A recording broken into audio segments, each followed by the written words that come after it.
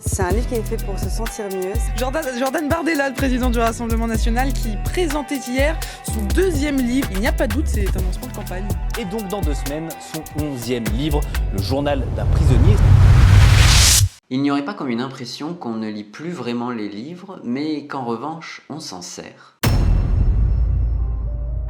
Je vois une majorité d'écrivains qui passent des heures et des heures à écrire un roman que peut-être personne ne lira. Et ils le savent bien, être lu c'est difficile, pourtant ils persévèrent car ils ont un message à transmettre, des trucs à nous apprendre ou un monde tout entier à construire. Mais on ne les voit pas à la télé, eux. En revanche, on y voit des hommes et des femmes d'un tout autre calibre qui vendent à l'appel un livre qu'ils n'ont bien souvent même pas écrit eux-mêmes. Leur succès est tel qu'il exaspère des écrivains confirmés qui pètent un câble et pondent des critiques littéraires plus dignes d'une dispute dans une cour de récré que sur les bancs de l'Académie des Immortels. Cette jeune femme est la preuve que le système éducatif français a perdu une bataille contre Facebook. 147 pages de vide, 19,50 € de perdu. Et y a de quoi sortir de ses gonds. Voir un livre se vendre en masse alors qu'on ne sait même pas vraiment qui l'a écrit, ça fout les boules. Mais ces livres instrumentalisés volent-ils vraiment les ventes des livres plus profonds ? Quel est le secret de leur succès et pourquoi quelqu'un capable d'écrire un bouquin de 300 pages n'arriverait-il pas à le connaître lui aussi ? Moi, je vous dis que c'est possible. Vendre, c'est avant tout une affaire d'histoire. Une belle histoire qu'on raconte aux gens pour les séduire et les pousser à adorer ce qu'on fait. Et vous savez qui s'y connaît en histoire ? Les écrivains. De ce que j'ai découvert en analysant ces livres instrumentalisés, c'est qu'il ne manque qu'à nos écrivains en herbe qu'un tout petit truc pour être un jour, eux aussi, la star des plateaux télé que tout le monde s'arrache.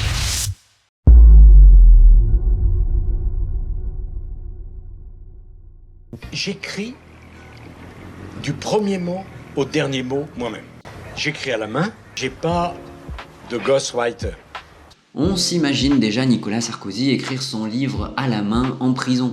Et je ne sais pas si c'est vrai, mais ce que je sais, et vous en conviendrez, c'est que ce serait épique. Cela donne une histoire à son livre. Retenez bien ça. Si vous êtes abonné à cette chaîne, c'est que vous aimez comprendre comme moi comment sont fabriquées les belles histoires, parce que vous avez compris qu'il y en a partout.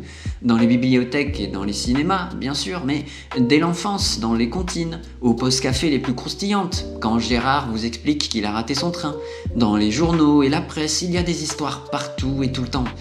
Et bien sûr, on ne peut pas passer à côté dans la publicité et le marketing. Ah, enlevez-moi cette pub géniale, je vais encore acheter des légumes. Mais alors, quand je ne vois pas sur les plateaux télé des auteurs et autrices de génie, maîtres des plus grandes intrigues, mais plutôt des maîtres de la mode et de la politique pour vendre des livres, je me dis que les écrivains passent à côté de quelque chose. Oui, vous me soufflez peut-être déjà à l'oreille que les écrivains sont mauvais en marketing, tout simplement. Mais non, c'est plus subtil que ça. Les auteurs savent faire des séances de dédicaces ou faire la promotion de leurs livres sur les réseaux sociaux. Mais justement, je pense mettre le doigt sur le problème. C'est qu'ils font la promotion de leurs livres. Et j'ai compris que c'était un problème quand j'ai entendu sur France Inter Gilles Finkelstein me souffler la réponse. Régis Debray faisait la distinction entre les livres qui sont faits pour être lus et les livres qui sont faits pour être là. Je vous explique.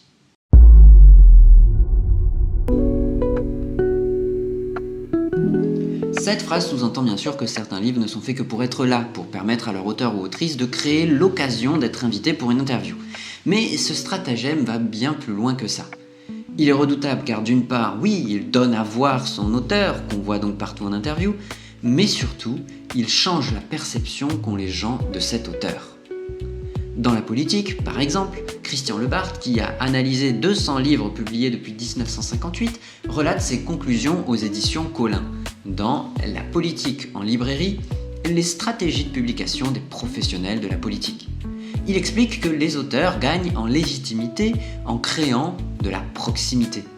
Ils invoquent la sincérité plus que la vérité. Ils débordent des rôles institutionnels pour laisser transparaître une personnalité plus complexe qu'il n'y paraît, avec ses moments de doute et de découragement. Descendant du piédestal de l'homme d'État visionnaire, il s'efforce de décrire le monde social à hauteur d'individus, en référence au terrain et à leur expérience personnelle. C'est le fameux président normal, monsieur tout le monde, si ça vous dit quelque chose. Et je comprends que la sphère politique tente de créer de la proximité grâce à un livre plus personnel, car pour la plupart des gens, la politique est réservée à celles et ceux qui veulent bien essayer de comprendre. Il y a une distance entre les personnalités politiques et Monsieur Tout-le-Monde. Ok, admettons.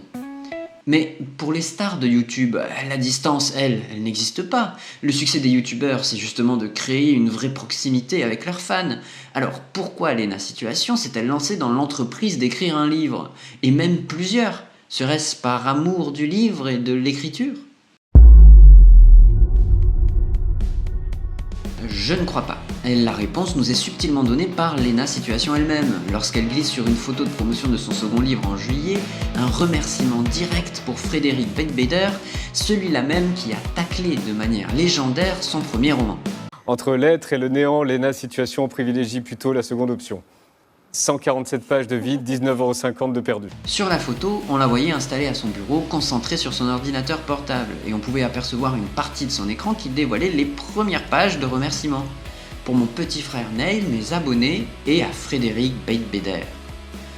Il n'a pas manqué de lui répondre, avec son acidité habituelle, et le buzz était lancé, le coup de com' parfait. Enjoy Phoenix, Neo, Léna Situation, tous ces youtubeurs viennent concurrencer les auteurs amateurs sur le champ du livre pour élargir leur audience, tout simplement. Le livre n'est qu'un instrument pour toucher plus de monde, un public qui n'est pas sur YouTube. Donc, politiques et influenceurs surchargent les rayons des librairies seulement pour toucher un public plus large, éloigné de la politique ou de YouTube. Le livre perd donc un peu de sa substance et devient un simple outil de communication, qui se vend très très bien. Son premier livre, il en avait vendu quand même pour un politique 230 000, ça fait rêver beaucoup d'écrivains ou d'auteurs. Que peuvent faire nos autrices et auteurs amateurs face à ce raz-de-marée? Sont-ils condamnés à rester dans l'ombre ou bien peuvent-ils encore surgir de nulle part?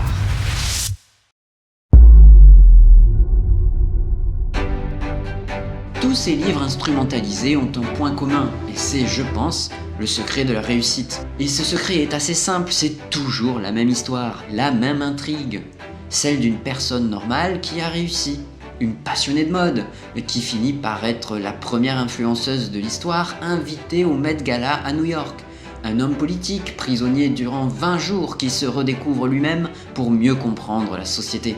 Un streamer de jeux vidéo qui se retrouve président d'un parti politique. Et les gens raffolent des success stories. Ces histoires dignes des plus grands classiques de théâtre finalement. Une personne que la vie n'a pas gâtée, mais qui, douée de talent et de persévérance, a réussi.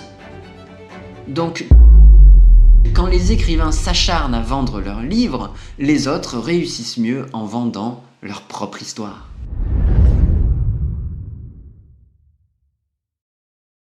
Et là, je vous renvoie à la vidéo précédente et à l'émission Anga, la télé-réalité avec des écrivains. Kwame Alexander est convaincu que leur vie est parfois tout aussi dramatique et rocambolesque que la vie de leurs personnages. Une occasion en or donc pour nos écrivains en herbe de mieux faire la promotion de leur ouvrage. Pensez-y. Alors je ne dis pas qu'il ne faut pas s'intéresser à l'histoire qu'a inventée l'auteur ou l'autrice par le fruit de son travail, mais celui-ci ou celle-là gagnerait également à raconter ses peurs, ses doutes, sa pugnacité dans l'écriture difficile, voire insoutenable, qui a conduit à l'achèvement de son roman. Les gens sont tout autant intéressés par l'histoire du livre que par l'histoire du livre. Sont tout autant fascinés par l'histoire racontée dans le livre que par l'histoire que raconte l'auteur pour y être parvenu. Et c'est normal, un livre délivre un message. Connaître son auteur, c'est savoir où on met les pieds. J'en suis persuadé et j'espère vous en avoir convaincu. Sinon, dites-moi pourquoi en commentaire. Un livre se vend tout autant par l'histoire qu'il raconte que par sa propre histoire de rédaction. Puisqu'il n'y a environ que 20% des gens qui regardent les fins de vidéos habituellement sur YouTube, laissez-moi vous confier un petit quelque chose. Quand je parle de s'intéresser à l'auteur, ce n'est pas s'intéresser à ses convictions, et j'ai en tête J.K. Rowling et Harry Potter. L'objet de la vidéo, en tout cas, c'est de proposer aux auteurs non pas d'expliciter qui ils sont dans leurs convictions dans la promotion de leurs livres, mais plutôt ce qui les a poussés à écrire et comment cette aventure s'est déroulée. C'était bien ça l'objet de la vidéo.